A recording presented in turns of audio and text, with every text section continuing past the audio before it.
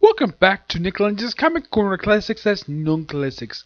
This is episode number 1139 and Doubleshot number 1032. No, 33.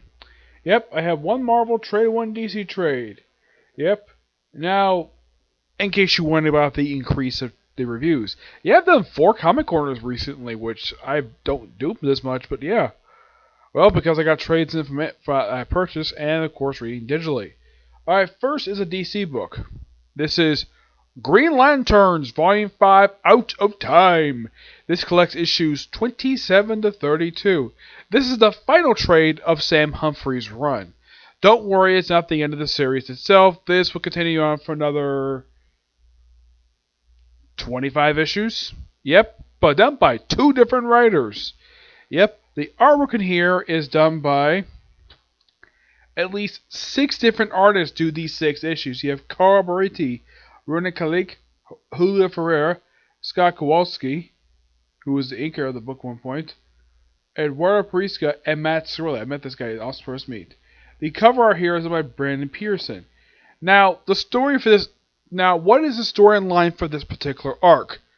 For the first 5 issues, it's a 5-parter. We pick up from the last trade that left off, which set some bodies of crews back in time, 10 billion years in the past. Why? Because for whom sent them there. And Simon Baz still has his power ring damaged. Yeah, his power ring remains damaged with the entire storyline to the very end. And while they're in the past, we see the debut of about 5 new lanterns. One happens to be the same species as Brainiac, though the thing is, it's never mentioned in here. They mention this woman is from Kalu. Yep. Now these are technically the first ever lanterns, aside from Vathum. Yes, they actually list them off in here. One is a Thanagarian, a Tamarinian, which that was interesting. A Tamarinian. Yeah, you have Kaja Dox of Yad Kul, the species of Brainiac people. You have Athea Galactica of Galactica, the Third World, probably related to gods. Brel Agrenda. Zerak Durak, I think it's Zerak Duran of Mars. Basically, this guy is a white Martian. He's pretty much the same species as Miss Martian, though no one brings up to him. We also see Janelle, a Krypton. Yes, a Kryptonian. When I saw this, I'm like, man, a Kryptonian is one of the first lanterns? That's awesome. Why doesn't I bring this up? Colleen, a cosmic plant elemental. Interesting. And Tidar of Thamaran. Yep, these are, according to Sam Humphries, the first 7 lanterns. Yes, and here's a strange thing. I'm sure Simon Baz has met Martian Manhunter at some point. It's not mentioned if he has or not, but I would think he would have mentioned, hey, like, the guy, because he's a white Martian, hey, I know one of your species are from Mars. Yeah, because he's from Mars. As for Clue, now, Simon Baz has probably heard of Brainiac do the Justice League Files, and yet, for some reason, they don't really bring up exactly, like, why don't they bring up the fact that they know from a species? As for the case of Tamarinian, that was interesting. And here's the thing about this character. He has never met Starfire. At all. Nope. Oh yeah, and also, Remy's here too. Yeah, Remy is the Templar Guardian who's been a supporting character this whole run. And here's the strange thing though. From what I remember, as soon as Sam Humphries ends his run of the book, Remy leaves the book. Yep, he stops appearing in this book. I think he was briefly appearing in Hal Jordan or Lantern Corps, but after this arc, he's done with the series. I think he does appear in the current Green Lantern book by Grant Morrison. Yeah, so pretty much Simon and Jessica have to train the new lanterns, and of course all the Guardians. Yeah, this ties into what Sam Humphries set up, and Vathum is here. Yes, which this is according to Jeff Johns. he basically called him the first ever Lantern. Sam Humphries kind of retconned that by saying these 7 are the first Lanterns, not Fathum, who basically was the holder of the Travel Lantern. Yes. For those who know who Fathum is, he is a character created by Jeff Johns, who first appeared in the very first annual for the, not the current Green Lantern book by Grant Morrison, but for this book. Yes, before this book and how Green Lantern happened, there was that previous film done by Jeff Johns, where he did the first 20 issues of the book. He had a completely different look than he basically has in here, where he's like, looks like he's like some kind of piece of liquid or whatever. That's what it kind of looked like. And oh yeah, he's actually human, just basically under something. The guy was killed by freaking Necron of all people. And the previous trade, it was never really established. Like, he never told Simon like how the heck he was alive, but somehow he survived. Basically, he was also the main antagonist of the storyline Wrath of the First Lantern. Despite the fact that the title of the storyline is nothing more than a big fat lie. It's basically him screwing people's minds. It was also the very same storyline that caused destruction of Sinestро's home planet. Yeah. By the way, destruction of Sinestro's home planet, like, the events of that storyline is not mentioned here. The only thing is mentioned prior to this was basically how he died. Because of the fact he's affected by the Travel Lantern. Yep, so they work with the 7 Lanterns to take on Fathum, and they beat him. And he gets imprisoned by the Guardians. Well, there's something different with him, and of course Tyre keeps, and here's the thing, 2 of these Lanterns get killed off of the story on 2 of the first 7. The rest of them do become regular Lanterns, and Tyre becomes the Guardian of the Tomb of the Guardians. Which basically, any of the dead Guardians basically are in this tomb. Maybe the evil ones are here too, who knows, it depends.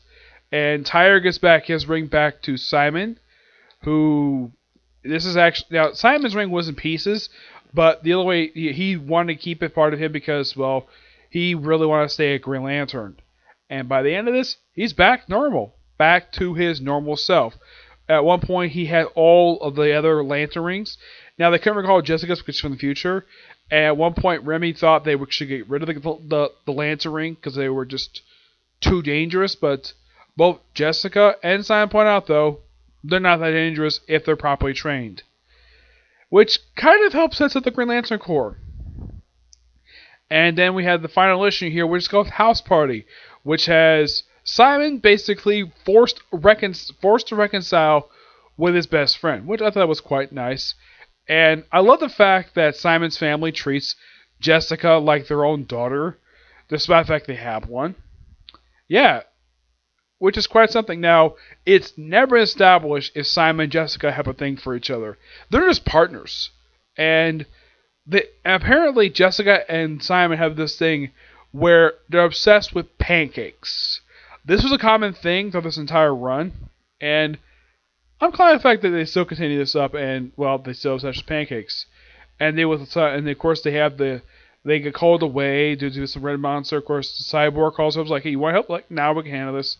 And that's how the thing ends. It's overall really good storyline. Wraps up this particular arc and this whole run by Sam Humphries really well.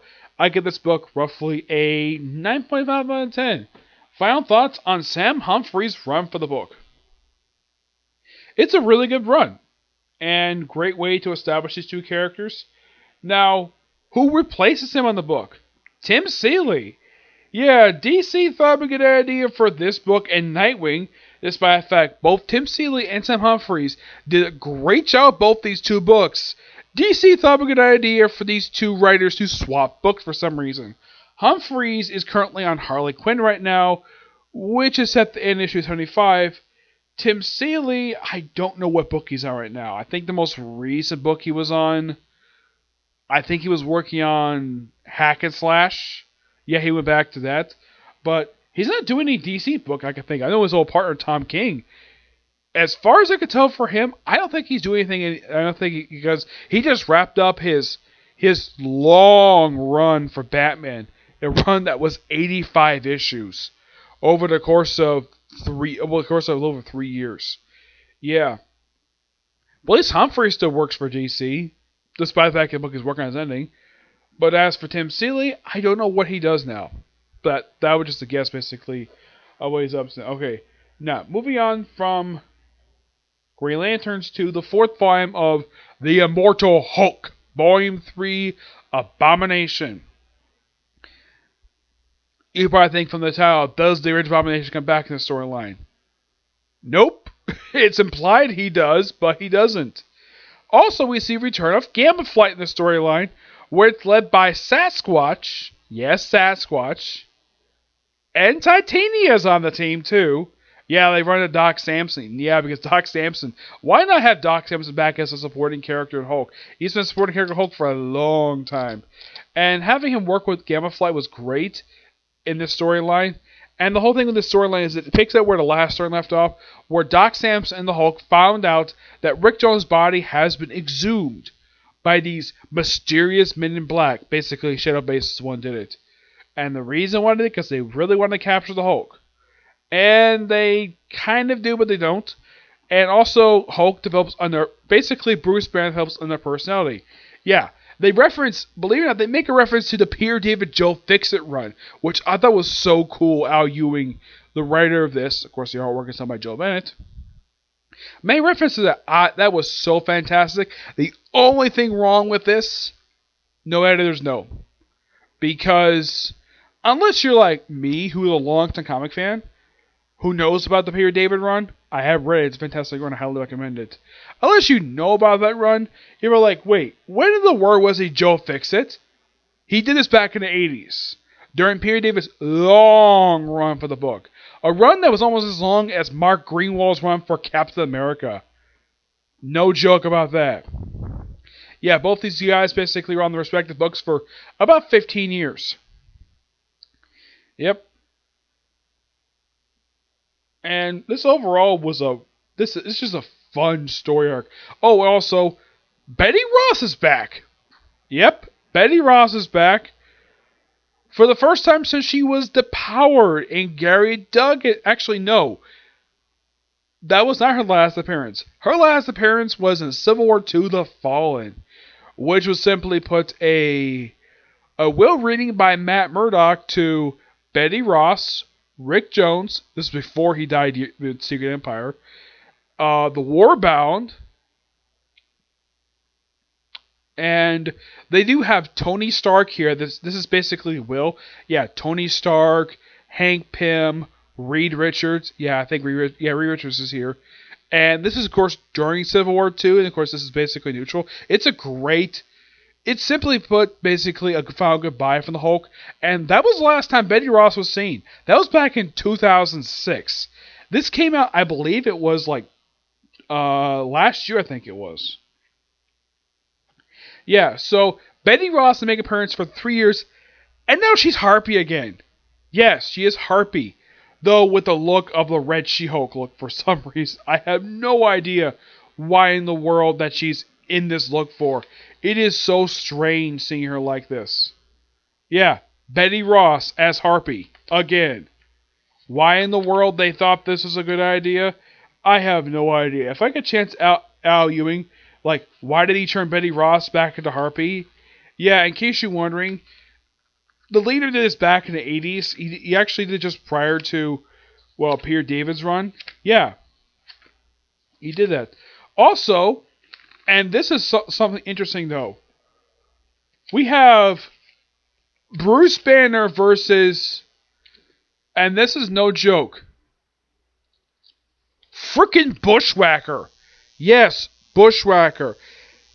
Who is a Punisher and Daredevil villain. What the heck he's doing in Immortal Hulk, it seems so strange. I mean, if all of the characters for the Hulk to fight, it had to be Bushwhacker. Okay. A guy who's a long-time Punisher villain. And here's the thing. The guy at one point died. How did he die? He got his throat slit by Wolverine. Yeah. That's what happened to him. Let's see if I can find Betty Ross here. Let's see. Here she is. Here is Betty Ross. This is how she looks. Let's see if I can get this. There you go. Yes. This is Betty Ross. Why she's back being Harpy is not explained. How she got to be Harpy again is never explained either. She just is Harpy again. Just cuz. Oh yeah, they mentioned she was a Hulk. She was. But Gary Duggan had her depowered. Yes, Gary Duggan had her depowered back in his run for the book. Yeah, as a matter of fact, I think she was like the second person that Doc Green depowered, because the first person was Rick Jones, and then he depowered Betty Ross. He also depowered. He pretty much depowered everybody who had gamma radiation, with the exception of She-Hulk, which I get why Gary Duggan didn't do that one specifically, even though it was hinted that Doc Green wanted to do that. But because She-Hulk is so popular and she's that important to Marvel Comic Universe, that's probably the reason why they didn't do it. But this, yeah, and also it's implied Rick Jones is resurrected, but it doesn't really go through. But yeah, it's great. Probably the best part of this whole entire storyline is Hulk working with Doc Samson. Like, them basically being side to side, working together, investigate stuff related to Rick Jones. I thought it was so good. And they even bring up his old autobiography sidekick. Yeah, I think this book first appeared back in Alias.